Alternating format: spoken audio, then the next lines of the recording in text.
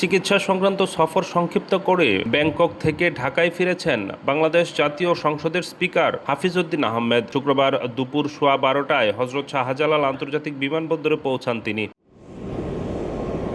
এদিকে রাষ্ট্রপতির পদ থেকে শুক্রবার বা শনিবার পদত্যাগ করতে পারেন শাহাবুদ্দিন। শারীরিক অসুস্থতাকে তিনি পদত্যাগের কারণ হিসেবে দেখাতে পারেন। পদত্যাগের পর চিকিৎসার জন্য তিনি বিদেশ যাবেন। সংশ্লিষ্ট সূত্রে এসব তথ্য জানা গেছে। এই খবরের মধ্যেই চিকিৎসার জন্য থাইল্যান্ডে যাওয়া স্পিকার হাফিজউদ্দিন আহমেদ সফর সংক্ষিপ্ত করে আজ দুপুরেই ফিরলেন। রাষ্ট্রপতি যদি পদত্যাগ করেন তাহলে স্পিকারের কাছে পদত্যাগ করবেন এবং আগামী 90 দিনের মধ্যে জাতীয় সংসদ একজন নতুন প্রেসিডেন্ট নির্বাচিত করবেন। এই মাসে 19 তারিখে ব্যাংককে গিয়েছিলাম আমার মেডিকেল চেক আপের জন্যে। গতকাল আমার মেডিকেল চেক আপ শেষ হয়েছে, সেই কারণে আমি দেশে চলে এসেছি। আপাতত এর বেশি কিছু বলার নাই। সবাইকে ধন্যবাদ। স্যার, একটা বড় বিষয় নিয়ে অনেক গুঞ্জন চলছে যে রাষ্ট্রপতির পদত্যাগের বিষয়টা, আসলে স্যার এটাকে আপনি কোনো বিষয়ে অবগত নাকি? আর আরেকটু সঙ্গে যেটা জানতে চাই, যদি উনি করে থাকেন সেই ক্ষেত্রে প্রসেসটা কি? আমি দেশের বাইরে ছিলাম, সুতরাং এখানে কে পদত্যাগ করলো কি করলো আমার কিছুই জানা নেই। এখন হয়তো জানতে পাবো, জানি না।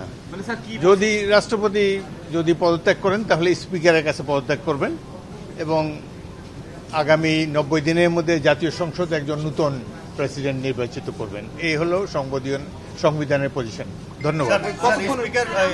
রাষ্ট্রপতি আপনারা যেরকম শুনেছেন আমি সেরকমই শুনেছি। তিনি পদত্যাগ করলে সেই অনুযায়ী তারপর যে ভ্যাকুয়ামটা থাকে সেই জায়গাতে আপনি এটা তো অনুমান নির্ভর প্রশ্ন, সুতরাং উনি কি করবেন না করবেন আমি জানি না। রাষ্ট্রপতি দেশের প্রথম ব্যক্তি। আসার কথা ছিল 26 তারিখে। জি, আমার একটু ব্যক্তিগত কাজ আছে। কালকে আমার মেডিকেল চেক আপ যেহেতু শেষ হয়েছে সেই জন্যই আমি এসেছি। রাষ্ট্রপতি পদত্যাগ করলে তো পরবর্তী দায়িত্ব আপনার উপরই পড়বে সংবিধান অনুযায়ী। এটা একটা ট্র্যাডিশনালি বাংলাদেশের সংবিধানে লেখা আছে, যখন রাষ্ট্রপতি পদত্যাগ করে তখন অ্যাক্টিং স্পিকার হিসাবে, অ্যাক্টিং রাষ্ট্রপতি হিসেবে স্পিকার দায়িত্ব পালন করেন। বাট মূল রাষ্ট্রপতি নির্বাচন করে জাতীয় সংসদ, সেটা 3 মাসের মধ্যে করতে হয়। এটা হলো সংসদের পজিশন। Thank you. ধন্যবাদ।